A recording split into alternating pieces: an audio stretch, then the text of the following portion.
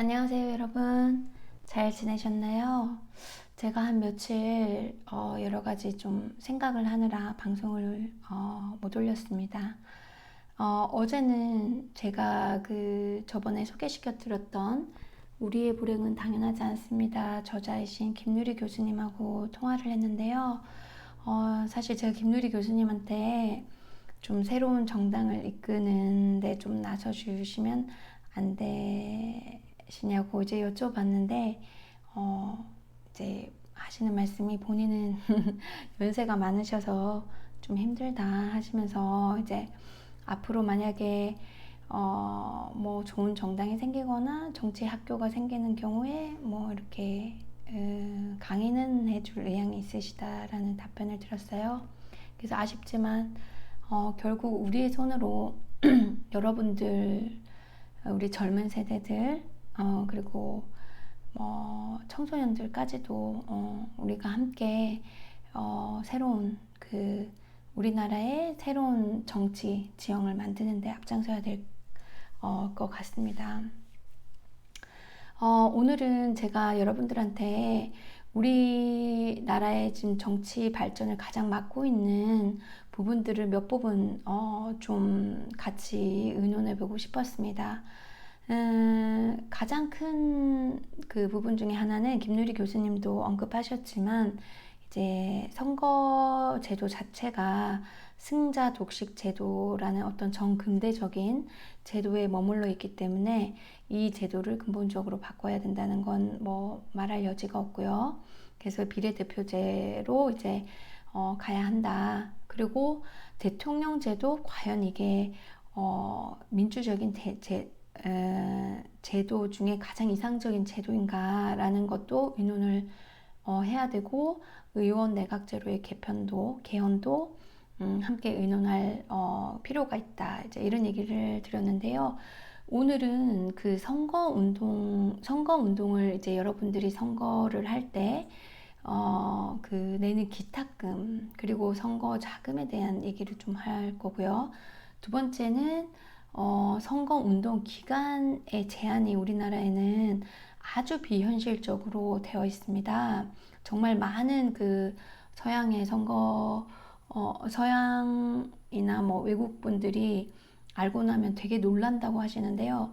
비현실적인 선거운동 기간, 그리고 너무 지나친 그 선거법으로 인해서 선거운동 자체를 제한시키는 그런 정근대적인 그 행태에 대해서 여러분들하고 한번 얘기를 하고, 우리가 적극적으로 이런 정치 구조의 문제를 고쳐 나가야 하겠다라고 다시 한번 다짐을 해야 되는 것 같습니다. 그래서 제가 네 부분의 어떤 인터넷에서 자료를 찾았는데요. 제가 이 방송 밑에 이 각각 네 링크를 올려놓겠습니다. 저 자세한 내용은 거기서 이제 보시면 될 것 같고요. 제가 이제 포인트만 말씀을 드리자면, 아주 정치적으로 또 그 관심이 있으신 청년이 유학을 가기 전에 이렇게 글을 쓰신 게 있어서 정리가 잘 돼서 제가 좀 뽑아봤는데요. 우리나라는 선거에 나가려면 기탁금을 내야 한답니다. 대통령 선거는 3억 원, 국회의원 선거는 1,500만 원, 시도의회 회원 선거는 300만 원, 시도지사 선거는 5천만 원, 자치구 시군의 장의 선거는 1,000만 원, 자치구 시군의 원 선거는 200만 원. 물론 선거가 끝나면 돌려받는 돈인데, 이 역시 15% 이상 득표자는 전액, 10에서 15% 득표자는 절반, 그 밑으로는 못 돌려받는다. 그러니 어느 정도 자신 있고 책임질 수 있는 사람만 나오라는 거다. 그 취지는 뭐 제가 이제 이 자료를 살펴보니까 여기에 이제 이 종문 교수님의 어떤 내용인 것 같은데요. 주요국의 기탁금 제도에 관해서 이제 다른 나라를 비교를 해보면, 그러니까 취지 자체는 이제 후보 난립을 막고 좀 책임감 있는 이제 사람들만 나와라 하는 취지였는데, 이제 그 취지가 이렇게 쭉 읽어보니까 나중에는 그 선한 취지에 맞지 않게 이렇게 이런 말씀을 또 하셨더라고요. 1987년 6월 민주항쟁으로 민주화가 진척된 상황에서도 국고기속 요건을 그대로 둔 것은 기존 정치인들이 기득권을 지키기 위한 것으로 볼 수 있다. 사실 저도 제가 기탁금에 대한 의의에 대해서 좀 생각을 해봤는데요. 오히려 이런 식으로 이제 선거를 이제 나가는 그 청년 정치인들이나 이제 뭐 개인 재산이 많지 않은 정치인들일 경우 이런 식의 문턱은 오히려 민주화에 방해되는 것이 아닌가라는 전 부정적인 좀 그런 생각이 들더라고요. 그래서 외국에는 그럼 어떻게 돼 있는지 한번 보도록 하겠습니다. 그래서 사실 기탁금 정말 그 민주화가 잘 돼 있는 나라들은 기탁금 제도와 관련된 규정이 없었어요. 제 예상대로 이렇게 밑에 보시면 여기 보시면 프랑스, 독일, 이탈리아, 스페인, 스웨덴, 스위스, 멕시코, 미 브라질 뭐 기탁금 제도와 관련된 규정이 없다. 뭐 이 외에도 많은 나라가 있는데 이 논문에서 이 문서에서 전부 모든 나라를 비교해 보진 않았더라고요. 근데 이제 한번 읽어볼게요. 주요국의 기탁금 제도에 관하여 살펴보면 영국은 후보자 또는 후보자를 대리하는 자는 500파운드의 금액을 현금 수표 또는 선거관리관의 승인을 얻는 방법으로 지명서 제출 기간 내 선거관리관에게 납부하도록 하고 후보자가 총 유효 투표수의 5% 이상을 득표하는 경우 그 기탁금은 반환되며 그렇지 않은 경우에는 국고에 귀속된다. 일본의 경우 정촌의회 의원 선거를 제외하고 후보자 또는 추천 선거인은 선거분류의 법정의 현금 또는 이에 상당하는 액면의 국채 증서를 법무국장 또는 지방법무국장이 지정하는 선거 공탁 취급 공탁소에 공탁하여야 하며 공탁소는 후보자 또는 추천 선거인에게 공탁증명서를 교부하도록 되어 있다. 주요 선거별로 공탁하여야 하는 금액은 중의원 및 참의원 선거는 300만엔, 도부 현지사 선거 300만엔, 그 의회 의원 선거는 60만엔, 지정도시장 선거 240만엔, 시의회 의원 선거 30만엔 공탁하여야 한다. 뭐 이렇게 쭉 내려가고 캐나다는 후보자 등록 신청이 종료된 후 후보자는 선거관리관에게 1000 캐나다 달러를 현금 또는 공인된 수표를 기탁하여야 한다. 이 중 50%는 후보자가 선거 비용 보고서를 제출 기한 내에 제출한 때에는 그 후보자에게 반환되며 개표 후 후보자가 유효 투표수의 15% 이상을 득표한 경우 나머지도 반환된다. 미국의 경우에는 기탁금 납부 제도는 없으나 예비선거 또는 본선거 입후보하기 위하여 등록 비용이 필요하며 각 주법에 따라 다양하다. 그래서 이게 과연 그러면 한국 돈으로 환산했을 때 어느 정도인지 볼 텐데요. 여기 이제 아래 표, 요건 옛날 그 2005년도 자료니까 지금은 아마 조금 차이가 있을 수도 있을 것 같아요. 일본을 제외하고 1인당 국민소득 대비 기탁금액은 우리나라가 가장 높다네요. 그러니까 이런 어떤 구조적인 정근대적인 제도가 우리나라의 그 선진 정치화를 위한 그런 노력의 그 발목을 잡고 있는 것 같아요. 그래서 또한 미국, 프랑스, 독일, 이탈리아, 스위스와 스웨덴 등 주요 서방 선진국은 기탁금 제도가 없고 영국, 호주, 캐나다, 뉴질랜드 및 오스트리아에는 기탁금액이 소액이어서 기탁금 제도의 존재 의미를 찾기 어려울 정도다. 이와 같은 점을 고려하면 우리나라 기탁금 제도도 그 금액을 주요 선진국 수준으로 줄이거나 폐지할 필요가 있다고 할 것이다. 이런 주장이 이제 2005년도에 이제 이 분이 하셨는데도 지금 해결이 안 되고 있다고 안 되고 있으니까 그쵸? 지금 계속 이제 존속되고 있는 것 같은데 이제 앞에 제가 보여드린 요 친구의 블로그는 최근 거거든요. 2019년도 거. 그러니까 전혀 변화가 없는 거네요. 그래서 이런 기본적인 틀이 참 문제가 있는데 저 밑에 한번 이 표를 한번 볼게요. 표를 보면 이제 주요국의 후보자 기탁 금액 및 반환 기준 현황. 저 영국 같은 경우는 이제 하나 돈으로 94만 5천 원. 그 다음에 일본 일본이 좀 높네요. 그쵸? 이게 얼마죠? 그럼 이렇게 되면 3,200만 원인가요? 3,200만 원. 캐나다가 86만 7천 원. 호주가 27만 1천 원. 뉴질랜드가 16만 5천 원. 오스트리아가 57만 원. 싱가포르가 548만 원. 한국이 1,500만 원. 와, 정말 많네요. 이렇게 비교해보다 한눈에 알 수 있네요.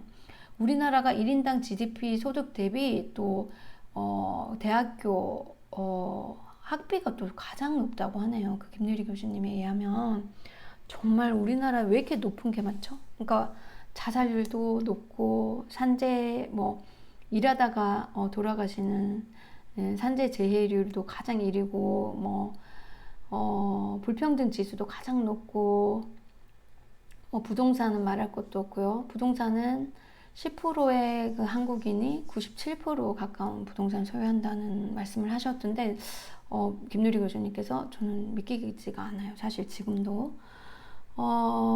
그래서 이렇게 이게 최근 거를 좀 볼 필요가 있긴 한데 예, 이 정도로 기탁금 제도도 너무 정근대화되어 있고 기탁금 제도를 분명히 또 개선을 해야 될 것 같습니다. 그리고 이 선거 기간에 대해서인데 사실 우리나라가 많은 그 대통령 제도도 미국에서 이제 도입을 했는데 또 선거 기간 같은 경우는 미국하고 또 전혀 틀린가 보더라고요. 미국은 이제 1년 내내 캠페인 정치할 수 있고 사실 선거 제도의 특징은 큰 규제가 없다네요. 뭐 선거 기간이라든지 어느 정도 그냥 그 적법하게 합법적인 운동을 하면 선거 캠페인이나 이런 건 굉장히 자유롭다 이런 얘기를 이제 하는데요. 사실 이번에 제가 버니 샌더스 대선 이제 경선 민주당 경선에 이제 자원봉사를 하면서 좀 많이 알게 됐는데 사실 1년 전부터 대통령 선거 1년 전부터 선거 운동을 하는 분도 많았어요. 근데 우리나라는 어떤지 요거 이제 잠깐 얘기하고 이제 알려드릴게요. 그래서 정치 신인은 누구나 여기서 읽어볼게요. 미국 선거제도의 가장 큰 특징은 규제가 없다는 점이다. 표현의 자유를 보장받으려는 미국 국민의 의지를 선거제도에 투영한 결과 정치에 입문하려는 정치 신인은 누구나 현역 의원과 차별 없이 동등한 조건에서 선거 캠페인을 할 수 있다. 다만 정치 자금 모금 액수가 당락을 좌우하는 미국에서 정치 신인은 선거운동의 자유를 마음껏 누리는 대신 자금 모금이라는 미국식 진입 장벽을 뚫어야 한다는 과제를 안고 있다. 최근에 이제 거의 재산이 하나도 없고 빚밖에 없는 알렉산드리아 오카시오 코르테즈, 여러분들 코르테즈라고 치시면 한번 쳐볼까요? 구글에 알렉산드리아 코르테즈라고 치면 아마 나올 것 같은데 이렇게 치면 안 나네요. 알렉산드리아를 같이 쳐볼게요. 요분이 이제 재산이 하나도 없어도 기부금을 가지고 그 미국 국회의원이 됐고 이제 그 레스토랑에서 바텐더를 하시다가 여기 나오죠. 지금 미국 현지에서 가장 핫한 국회의원이고 이번에 또 재선에 70% 넘게 아주 당차게 당선이 돼서 큰 목소리를 많이 내고 있고 20대예요. 20대고 우리나라도 이런 어떤 기부 문화가 좀 생겨야 될 것 같네요. 사실 이런 기탁금 제도, 그러니까 돈이 없어도 청년 정치인들이 얼마든지 정치에 들어올 수 있도록 그 어떤 그런 구조적인 개혁이 꼭 필요할 것 같습니다. 그래서 여기 보시면 이제 선거운동 같은 경우 이제 우리나라는 여기 처음에 블로그 여기 보면 나와 있거든요. 공식 선거운동 기간은 15일 동안 15일, 그러니까 선거운동 기간이 너무 지나치게 짧아요. 그러니까 여기 한번 보실까요? 선거운동 기간이 여기 위에 나와 있어요.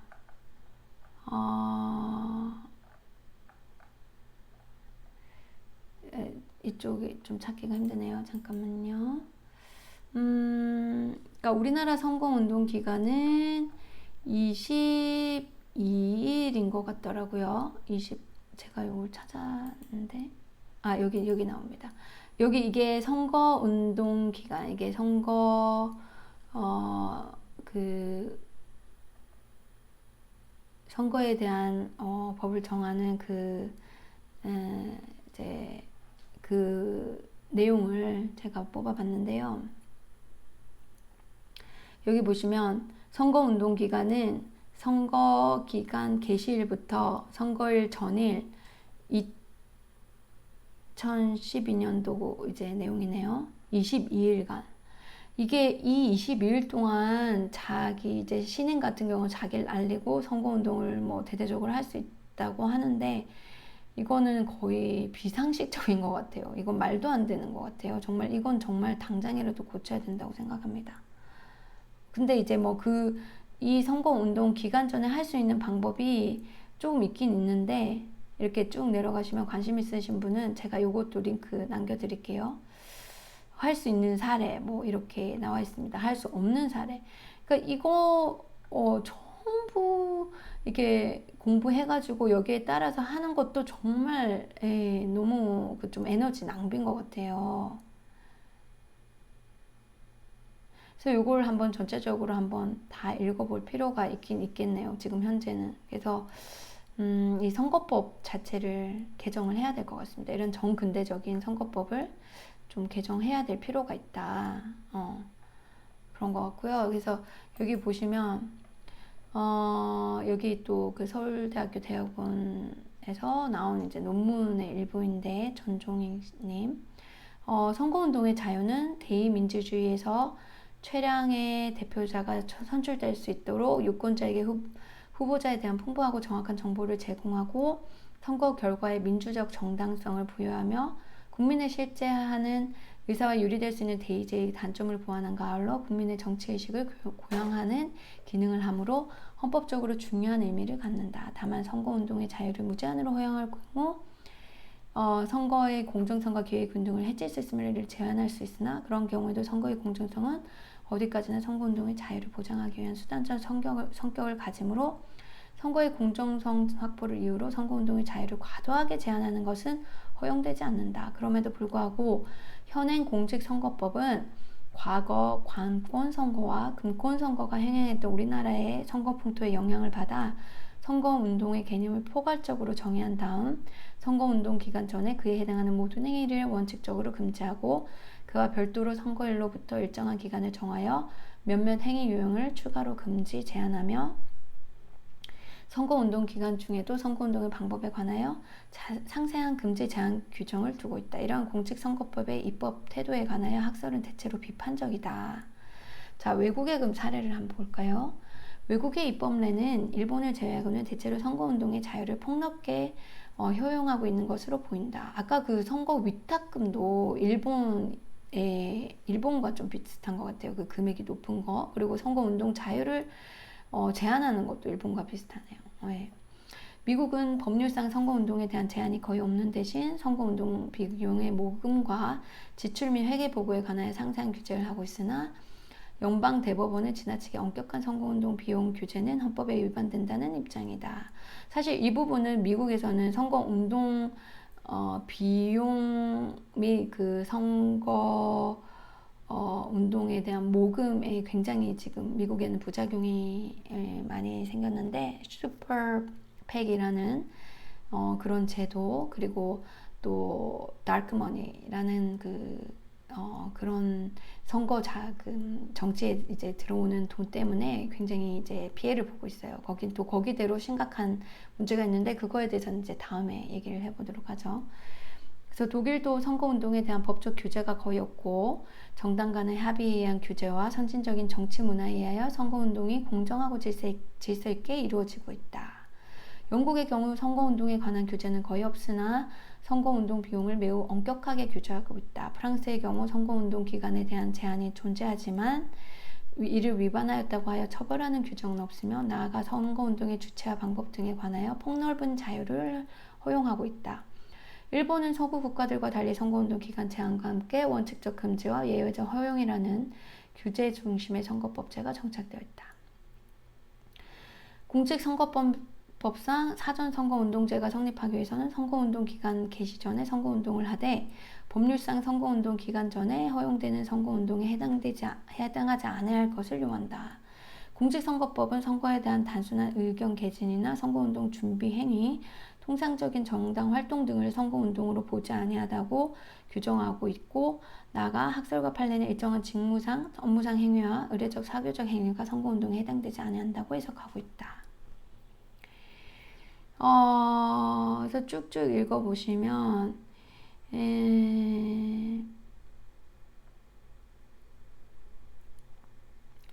그러니까 우리나라는 이 선거나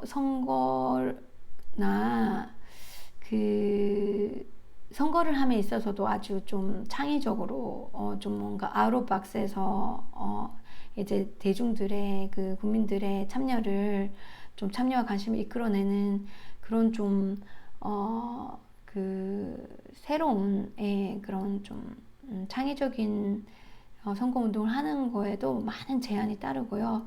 그래서 긍정적인 면보다 우리 이러한 비현실적인, 그러니까 예전에 잘못된 그런 정치 행태를 이제 규제하기 위해서 만든 법이라고는 하지만 이제는 좀 민주화도 됐고 이제는 좀 현실이 달라졌기 때문에 이러한 정근대적인 법을 새로운 법으로 다른 선진 정치국의 그런 사례를 비교해 보면서 새로운 좀 자유로운 정치 선거법으로 개선을 해야 된다. 저는 그렇게 생각합니다.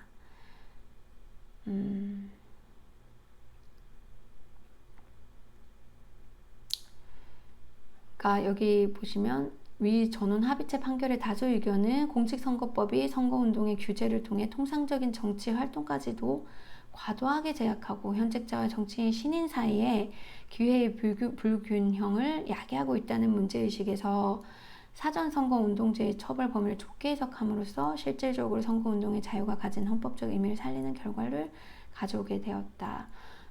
이런 전체적으로 이런 다수 의견들이 있다면은 우리도 선거운동에 정말 너무 제약이 되는 그런 법을 좀 개정을 해야 된다고 생각하고요. 이 부분에 대해서도 아주 심각한 논의가 이루어져야 한다고 생각을 합니다. 그래서 이 부분들을 또 좀 더 자세히 읽어보고 싶은 분들을 위해서 제가 링크를 비디오 밑에 이제 네 부분 다 이렇게 링크를 걸어 놓을게요. 여러분들이 이제 좀 더 자세히 읽어보시고요. 우리나라에 이렇게 좀 정근대적인 이런 정치 구조를 바꾸어야만 선진 정치로 갈 수 있다. 저는 그렇게 확신합니다. 그래서 우리 정치 구조의 집을 바꾸는 거.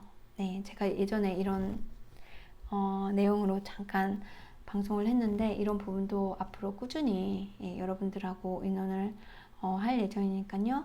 앞으로 또 방송 자주 봐주시기 바랍니다. 네, 감사합니다. 오늘도 좋은 하루 보내세요.